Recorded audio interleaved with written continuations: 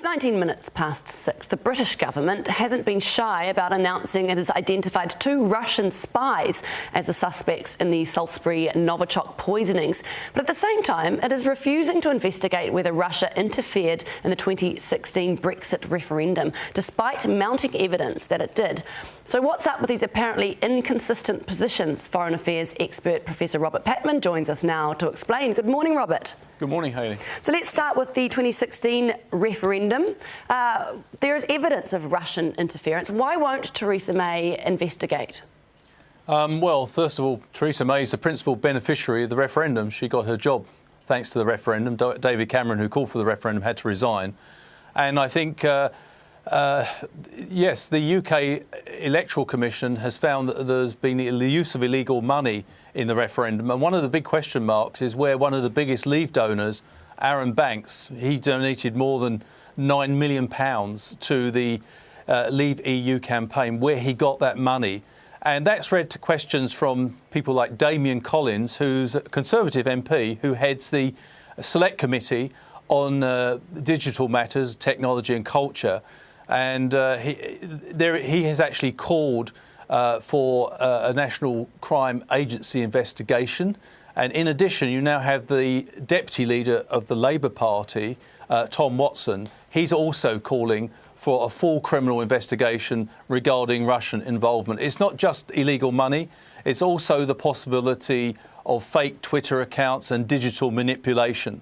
Facebook have already been fined £500,000, the maximum amount under British law, for irregularities regarding the EU referendum. I mean, to put this in perspective, Hayley, there was so much illegal money circulating that one side, which was the Leave case, they deliberately overspent, according to all the evidence, by 10% in a referendum which was decided by 3.8%. So this is actually quite a serious matter.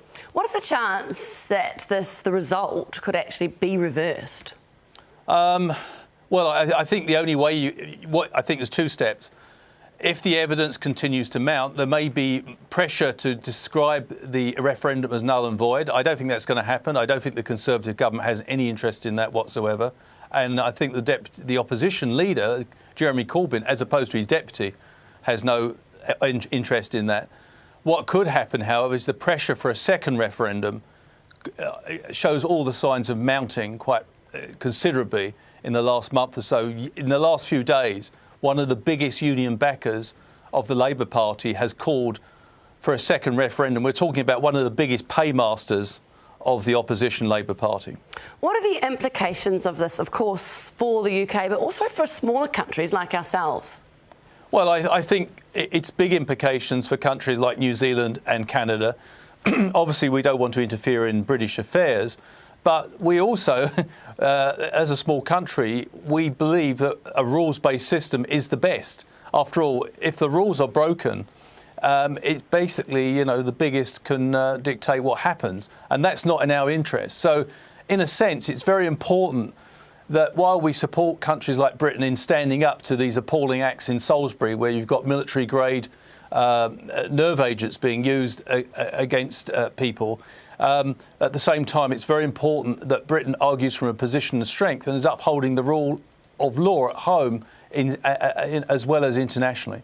So is this kind of a discrepancy between Theresa May's reaction to both of these different separate issues, but they're connected as well?